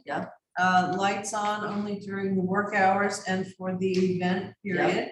But not work hours, but dusk, lights have to be out Work by hours, dusk. before dusk. Right, Before dusk. right. Brian, can you say Before this and in after a, the event. And Yeah, I mean, these Yeah, are the provisions for the conditional approval. Right, That, exactly. that two police officers must be provided for and paid for by the applicant during the entirety of the event. Yeah. Doesn't matter what time they're gonna get there and leave. Yeah, well, I would The say whatever time the security gets there, because people are gonna be coming in if it starts at, I don't know what time it starts, 5 o'clock, so at least by 4 or 3, I would think. The lights must remain off at dusk prior to and after the event. And we should probably put a deadline on when the tent needs to be removed. yes, Within the, post the event, so they're not up there for, it doesn't turn into. Can Can I dangerous. ask one question? If one question on the tents going up and down. Do they really need the glass tent up like 2.5, we're still 2.5 weeks out? Why, is that gonna take 2.5 weeks to get, I feel like someone needs to ask them. how long is it gonna take to get it down? no, it's not It's taking that long. to get it taking done. 3 to 4 weeks to put it up. Yeah, but I mean, So they're It not always gonna takes take it longer. down overnight. I think though. Well, they do you got the remember that big glass tent that was- today and steel yesterday, Yeah. you know, I mean, The big tent that was over at Distillery. This, Oh, in yeah. the spring, you remember oh that? yeah, the round one. That was pretty big. Not as many as this, maybe not as big. I haven't been down there, so I don't know. They put that up and took it down in 1 week. That, yeah. When they did Rennett's, that huge circus tent that Rennet had, this thing dwarfs Rennett's tent. Oh, when they were building the house? No, when I guess it was his daughter or somebody got married there, 2 years ago. I It don't was like think a circus tent. Never saw You it. could see it from the road, and it was huge. It's on its own. And this thing is bigger than that. This is a structure. So can we write, Brian, in this that it must, okay, the glass structure with steel girders across this past weekend from me on Trees Lane took 2 days to get, 2.5 days to get that down. And it took over a week to get up. So can we put a time limit in the approval process? Absolutely, and I would say, I would use the same time limit that's in our special events, 184.9 temporary structures and tents requires a removal within 5 days following the end of the permitted event. So within 5 days, they should remove the tent and any structure. We have law behind us on that. I don't think they So, can do it. I was just gonna say that. I don't think they can. I mean, tough on them though, I mean, because we're gonna You know, change right? the You're totally assembly, right, tough Yeah. on them. we're gonna change the assembly permissions now. So is there a There's fee if no they don't more- get no it down erection in 5 before- days? No So there'll erection be a before- fee if they don't have it down in 5 days. Yeah, I mean, if you had a special event, temporary structures can go up no more than 10 days beforehand and must be removed 5 days afterwards. Weeks ahead of time, it's unreasonable. So it would actually limit the size of the tent. Yeah. You wouldn't put up that tent They again. can't- Yeah. Yeah. So They're not going gonna back to this event, not the They're not gonna- law that we're drafting, put the They're 5 not gonna days be able to take in this tent. this event's approval. Not in 5 Yep. days. Okay, remove. It's been a month putting it up, If they, and it's not done now yet. we can do this, but if the tent company wants to come and appeal it, they can appeal it to the board. That's up to them. Yep, that's up to We'll be them. here next week. Okay. Right. You'll know where to find us. Yep. That's fine. Brian, you'll like this. You know the Irish, we like that. Do you have enough information then, Rudy? Yeah, Yeah. Brian and I work on it. I'll Okay. tidy it up with him before I send it out and All right, let's hope. Those are gonna be the official conditions of approval. exactly. And that happens next week once Yeah, it's we'll tidied put it up. I would until say- next week. I would say do it You know now, what I would do is. because I want to get this off to him, Okay, To that what off now? to them. Get the approval on this application, so then I can send this off to them by Friday to say, we got it approved, but here's your conditions. So Right. they're gonna have to get these conditions, they're gonna get the police. They're gonna have to make sure that they can get these down in 5 Approve it today, days. just so we have time. Yeah, Right. Checks on Okay. all this. So, as What's far as that? what? As far as the tent, actually, the fire marshals are a big help on the tents. Well, who's gonna see if the lights are on or off? or- I'm gonna let the police know, so then the police will keep an eyeball on it when they drive around the village. And if And they then- don't listen, what happens? Like, do they get a fine? They can get a violation It's on fine, that. yep. Yeah, just like the one that was down at Gibson It's all Beach. proportional. So If what they would got- that They be? got a violation on them, it goes over to the town and the courts take care of it, but that's what happens. The big wedding that was at Gibson Beach, I signed when did I sign a deposition or something? I don't know, I'm not a lawyer. Yeah. So initially, as a witness, they got fined, so. They don't care. I'll make a motion to approve the permit subject to those conditions. Second, All in favor? Aye. Is there any opposed to this? Yes. You're opposed to it, Bill? Can I abstain? You see, I was gonna say that too, so then it didn't get passed. Well, vote. These three people, give it to them and we'll be smarter next time. We'll have a- We have to be a lot smarter That's next how we live time. and learn. Again, Yeah. these Yeah. codes were not, this is not what happened, Yeah. you know, in the not past. It's hard to backyard. envision something. It's like there's always you, Right. who would have ever envisioned No one. this happening? Nobody. That's why, that's how your codes get amended. Some little girl had a vision of her wedding and this is it. Yep. And Daddy paid for And it. Daddy paid for That's it, God bless her, I say. Well, I got 4 boys. Lucky you. So did we approve it? I've got- Against my better decision if Good, those two didn't okay. abstain, because I won't say the word, but I am very upset. Okay, so Marilyn, where are you at? I abstain. And you're abstaining, why? You don't have to do What? you don't have to do a reason. I'm not gonna do it. For the birds. For the wildlife. You can whisper it, Okay, you can whisper it so to Rody after. It has passed 3-4, 1 opposed and 1 abstained, so. And and you can explain, it basically wouldn't have passed. I don't know that. Well, if they ask, please tell them. It was a yes under protest. Yeah, there you go. So are we basically saying in the future, we don't want these huge parties? Yeah, Yes. and the So code, we can say, yes, you can have it, but you've got to provide, you got to be in compliance with all the other restrictions that really are under the special events code, not in the assembly code. Let's say Foster could rent out the 90-acre field over here on Montauk Highway.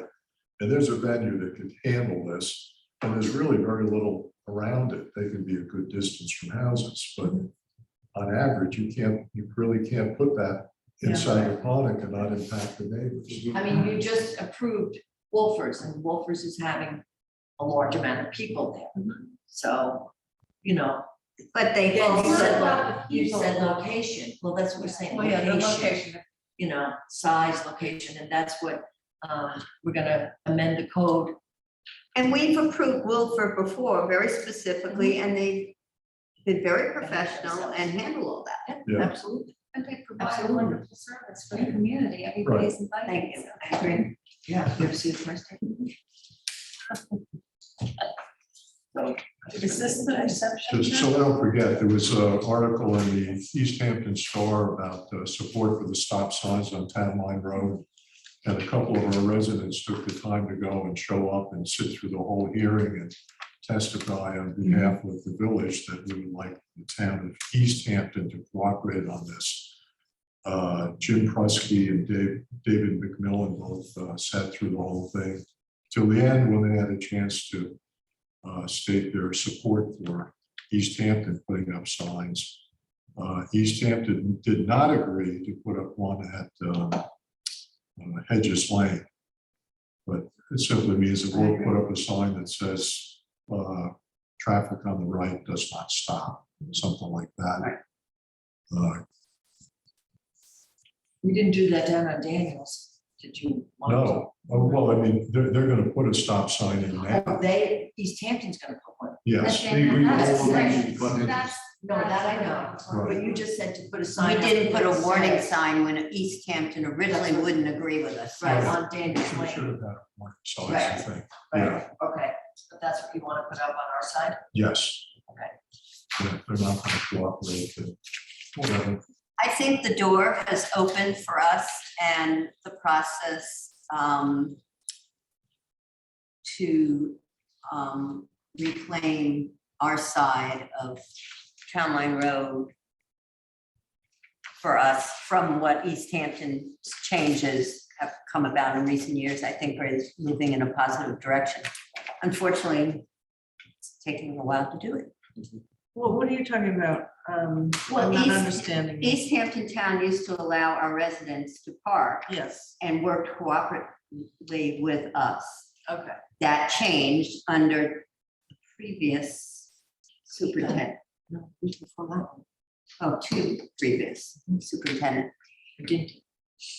Yeah, I was gonna say, I knew it was McGinty, I just lost track of how many they had after that, but, so I think the process is working slowly. Dawn started working on it and met with, Peter Van Scoyac. We met with Peter Van Scoyac, and I felt there was a nice breath of fresh air that he's actually possibly listening now more, and I'm hoping that we can, Get it back then. yeah. Parking on the east side. Well, whatever, you know, we also talked about, it's not good to have parking on two sides, but we have to work together, we share the beach. But we're, the end has been cleaned up, where you can now turn around. And, we removed on our side, and it's created a swing, a better swing to get around. And then East Hampton did approve, correct, the 6 I parking think they did. spots, I think thought they did, yeah. did 60 feet back, So so, they haven't approved, did they approve it yet? They had the public I was hearings. just looking at a newspaper article, which usually are not very accurate, Right. so. Well, they had the public hearing, It was not. they closed the public Hasn't been hearing, approved yet. but they have not scheduled, and I had Bill's ear, Peter's ear for 1 second, but I didn't get the answer today at the meeting, and somebody else snagged him. So I don't know when that will be on the agenda, and I was gonna look to see if they had it up yet for their next meeting. I think it's this week, but I'm not positive, or next, because I think they have meetings every 2 weeks. You know, by next summer, hopefully. we'll have it all. There was no opposition to Improved. it Yeah. from the board members, Right. and they closed the public hearing, so their next would be either to do nothing and don't, and then it just dies on the vine, or to approve it. And David Lease on the board has been mentioned to be very supportive of what we're trying to do. Yeah, and no, I don't think any of the board members opposed it, so.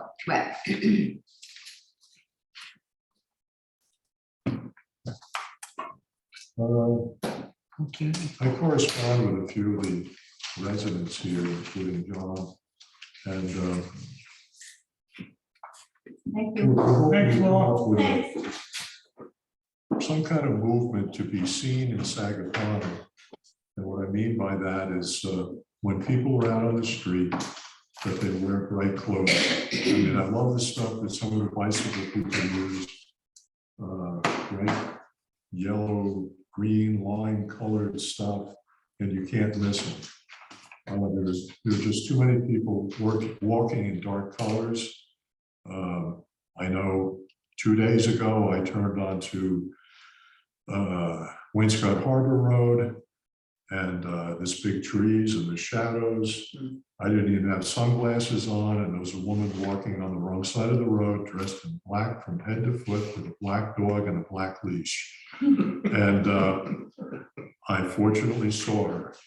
But, you know, somehow we have to get to people that, you know, you just don't do that. You know, black is fashionable somewhere, but when you're walking and you're bike riding, and maybe we get at it through the children, but somehow, I mean, this is a grassroots thing. This is not something that the board is doing, but I just want to let you know that we're gonna push to get, this is the citizens' end of the bargain.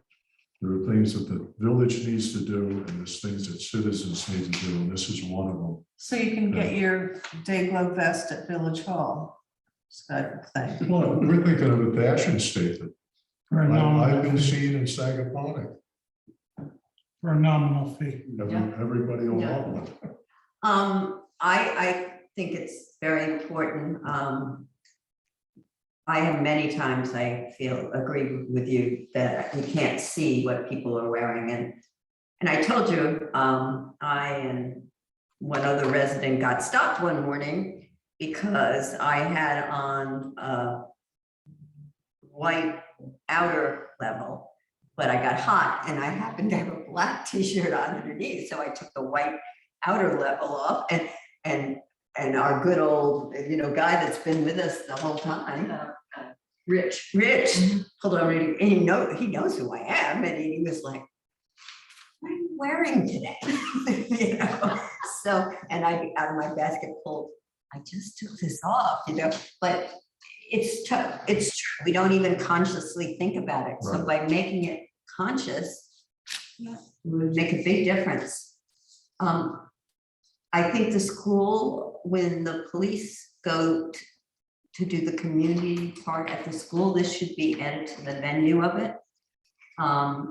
Mark Weiss used to be doing it, he's our police officer.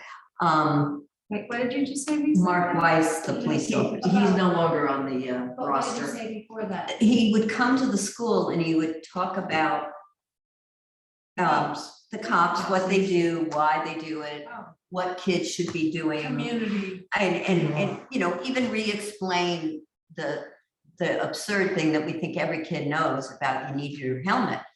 And last year, one day, my granddaughter would meet me halfway on Sag Main, and I go, where's so-and-so? And she goes, she's not allowed to leave school. She didn't wear a helmet today. I mean, the teachers are really on it too. Yeah. So I think we have to also get our new group of ladies and gentlemen, police officers, whoever is doing the stopping at the school, to start getting the kids involved in it. And I just, Bill's idea about the t-shirt be seen in Sagaponic, that would be a perfect thing to sell at the Sally Peterson Scholarship. Right. They sell so many, Yeah. t-shirts and hats and, Yeah, with a That's bright brilliant. yellow color. That's what I actually thought you said, Lisa. Yeah. Yeah, oh, I see, you thought it was that. but no. about that. In recent years, we've just been very fortunate to have some good part-timers who took the time to get to know the school kids. There's a new group in there. One of the more consistent ones during the week is David, whose last name just went out of my head, but he's very good. But I will get that, I'll let the sergeant know.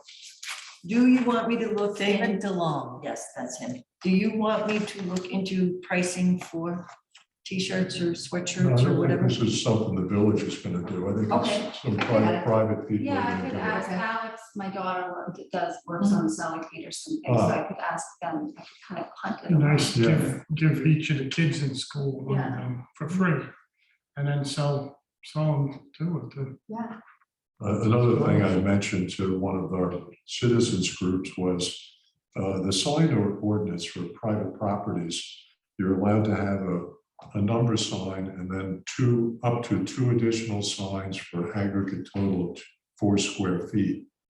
And I said, well, why don't we use, whoever's not using all their 4 seats, 4 square feet, should put up a sign, be seen in Sagaponic, or wear bright colors, or my neighbor had Black Lives Matter and some kind of community sign and some other kind of, those are political, which are sometimes exempted.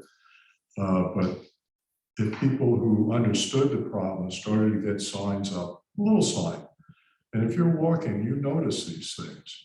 And at some point, it might just have hit home that people realize that, why don't you have on something that people can see? Anyway, if you see this going up, I'm going to paint up one pretty soon for my place. My arm is working and I'm going to get busy on something. But, and the other thing, actually, I was at Stony Brook Hospital, and this is real sneaky. They had on the entrance to the cancer end of it, they had stones set in the grass, which were painted with all these helpful messages. Put that next to the road and somebody looks down and sees a stone flat, so you can drive over it, but it says, why aren't you in color?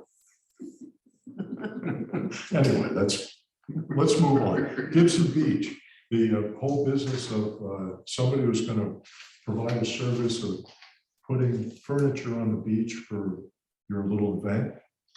Like maybe a way to get around our event code, right? It goes on the red chairs off and on all summer, and I don't know how they find this person, I don't even Wait, know. what are we talking about here? I don't know what's going on. There's somebody, some company, and it's always in the evening, if you happen to walk down, and it's usually a weekend, that they bring 12 matching red chairs, or it could be 18, and they bring the metal pit structure Wow. that's legal to do a bonfire. And if I write down quick in the morning early, it's all gone and cleaned up. Oh, that's a good thing. Yeah, but it's somebody doing some kind of business. And I saw it only maybe 3 times, but one of my neighbors on Crestview said that it was happening every week. Well, it's But- kind of like the paddle. Commercial thing, is there?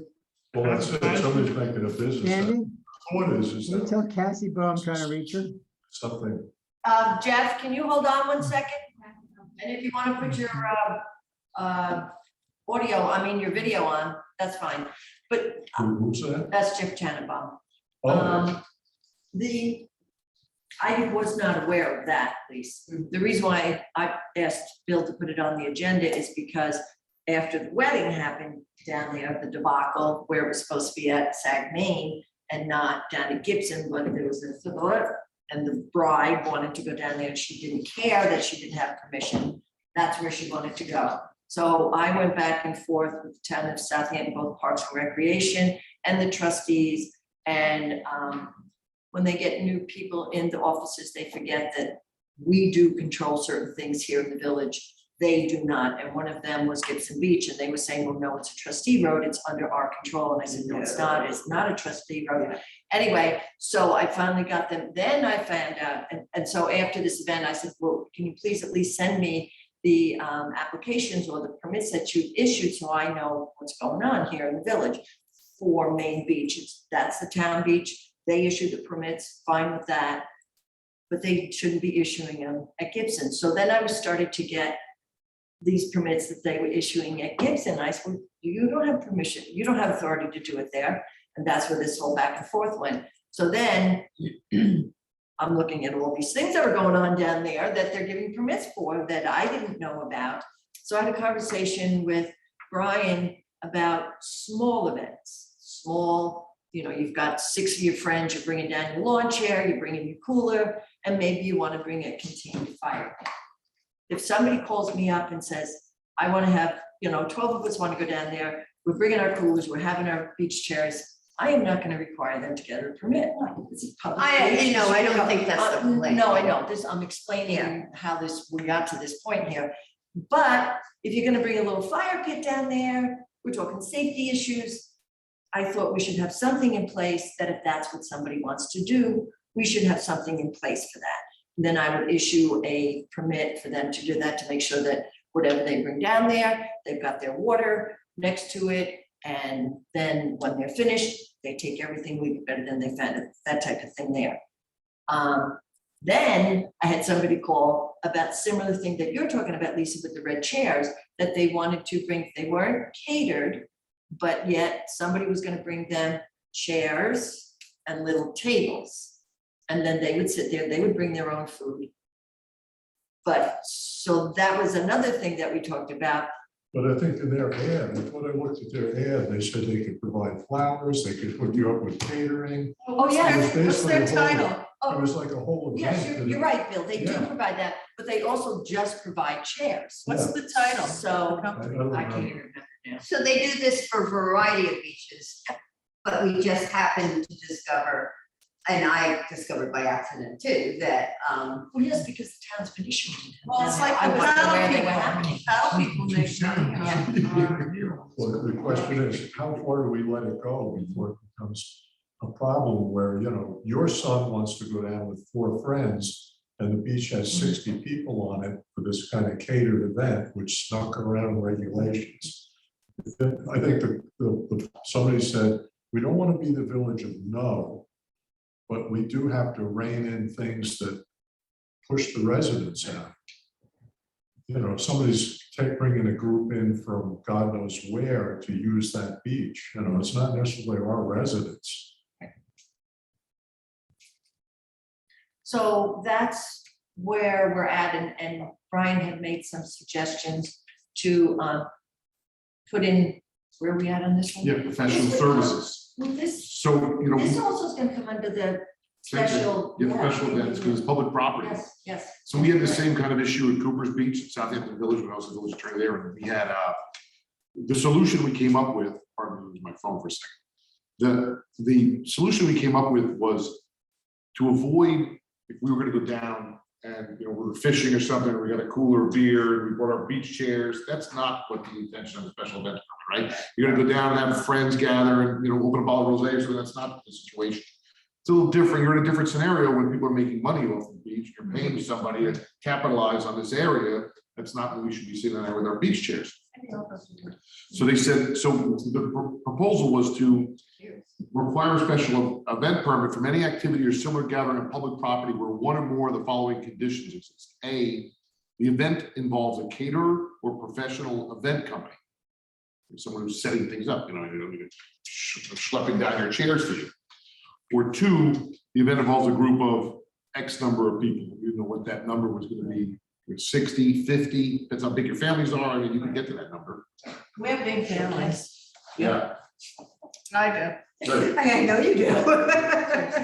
Yeah, you could get to that number pretty easy. So, but I mean, I think it's also the combination of, you're going to require a professional services company who's going to pull up a truck down there and drop off 25 Adirondack chairs. That's a lot different than than you and I go down and having a couple of beers after What work. about the paddle people? That's the same scenario. I agree. The paddle people. Down at On the the bridge, pond. on Bridge Lane. They're dropping off the boards. And then they leave, Then they charge people to paddle on right? our, to rent the boards too. So I mean, I don't really see a big harm in passing this. We can always adapt it as we go on, but to require that if you're using a professional services company, whether it's chairs, you know, moving tables, catering, if you use any of those components, you use special event permit. No matter how many people you have. I think If you've got regardless. 4 people, you're paying somebody to bring your chairs down, then you need the permit. Yes. So what about the town giving permission to have something down? A lot of times they get I catered, nixed that. huh? I Already nixed took them that at down. Gibson. I finally got the Parks and Rec and Ryan.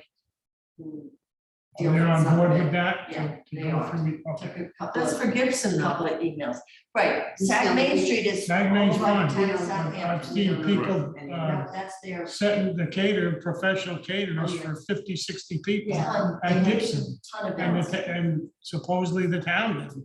And that's what Right, I'm we had saying. that, I yeah. found that out Yeah. after this wedding event that blew up, and Right. that's when I found out they were Yeah, actually. because the Yeah. Crespi residents, some of them that I don't see frequently beside raising my hand as we all drive up and down the road, you know, in the summer, and said, did you realize this? And so I did look, and I guess in the process, because we were dealing with this, the legality of this unfortunate event.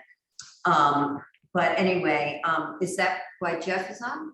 I'm sure Jeff is on for the discussion about safe streets, and Oh, Mr. okay. Cannon, I'm sorry, Mr. Naham is on because he is a resident of Crestview Lane. Also for street safety too, but he also, as you recall, was the one that put the, paid to have the garbage cans put down at Gibson on the off season. And he has actually another, request.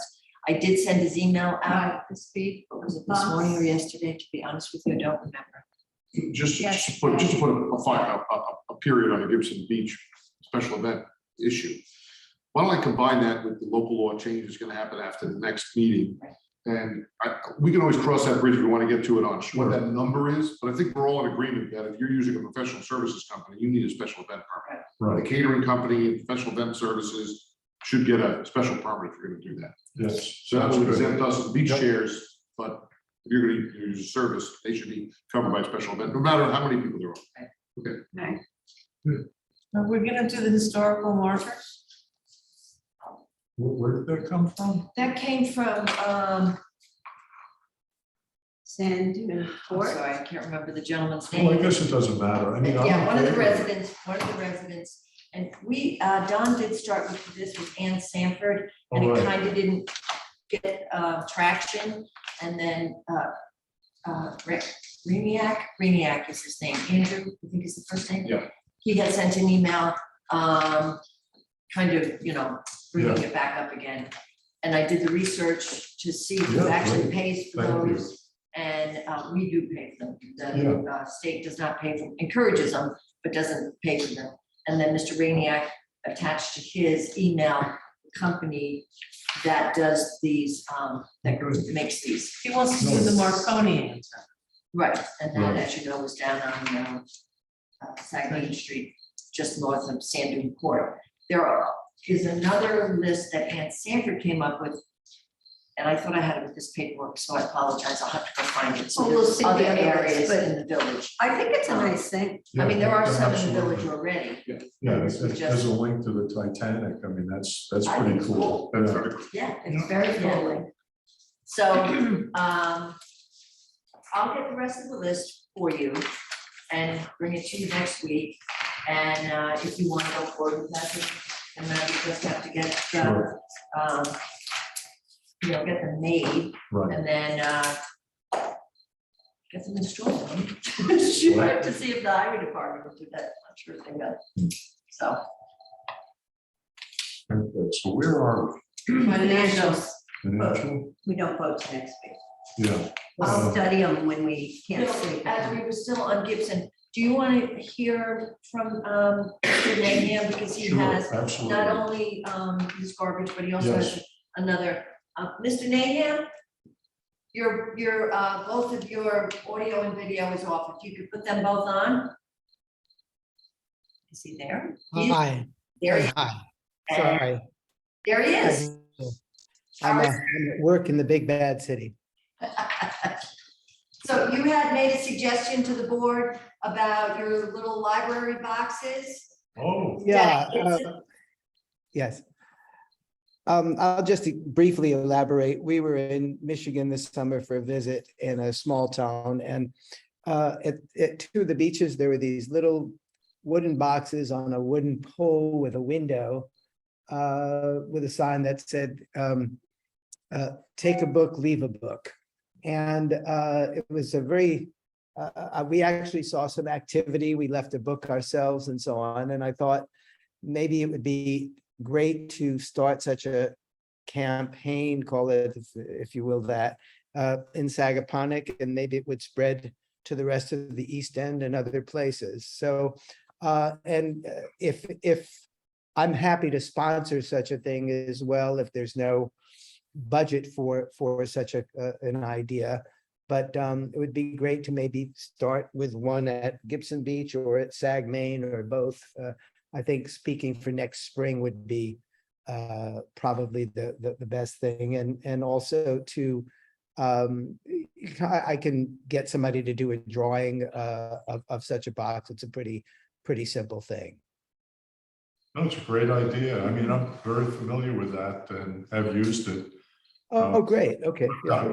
A place on a dirt road in New Hampshire, and we've got a couple on the dirt road even. Right. Yeah, oh, yeah. You're a patron of small libraries?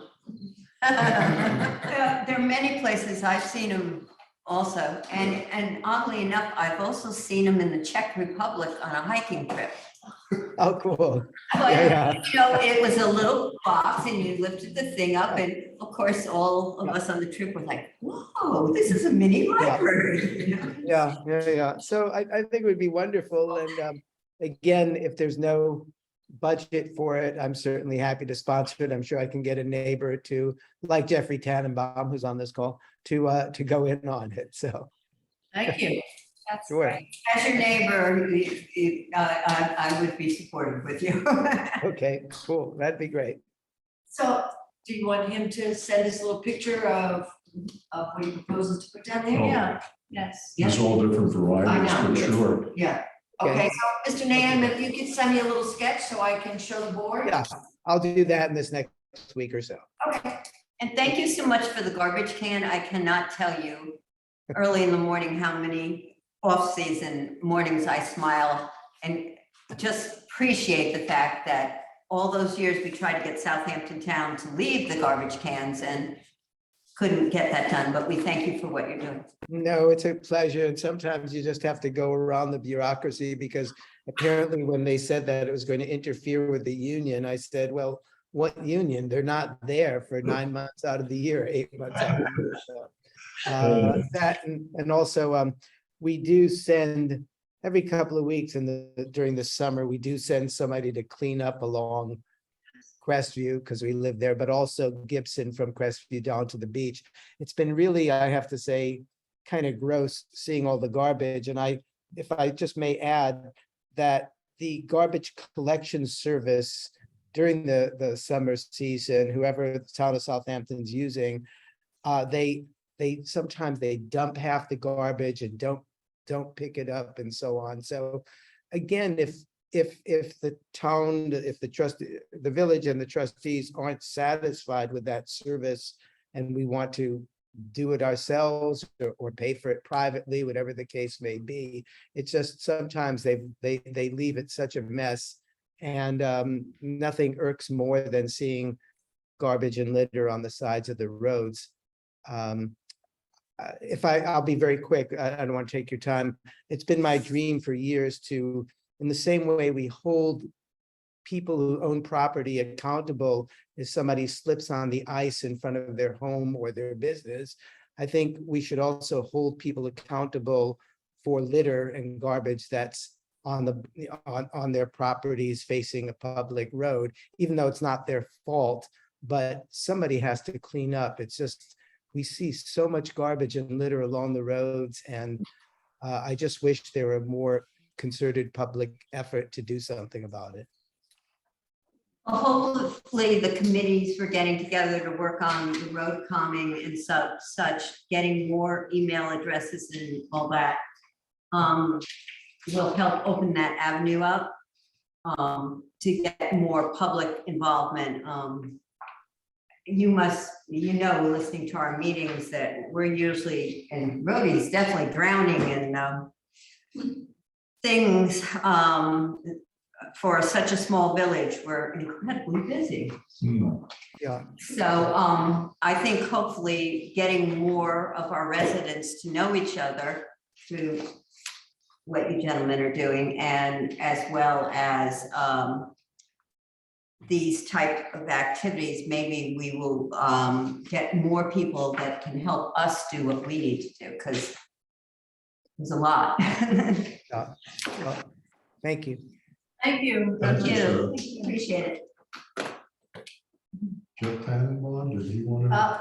Jeff, did you want to speak on anything? Hi, hello, everybody. Nice to see you. I was really just sitting in as a proxy. I know David Crane and half a dozen folks from SAG. Can you hear me okay? We can hear you fine. I have a problem with our screen here, so we can't really see you, although I know you've got your video on. Oh, there you are. There you are. Okay, we got it That now. was my fault. I apologize. I was sitting in really as a proxy because I think there's about half a dozen excellent, active Sagaponic residents who are talking to Rhodey and Bill about a variety of safety measures. I think a few of them were out of the country today.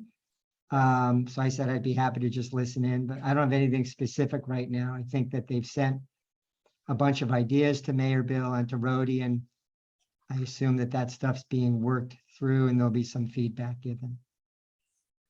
So thanks for the work on it. Thanks for listening in.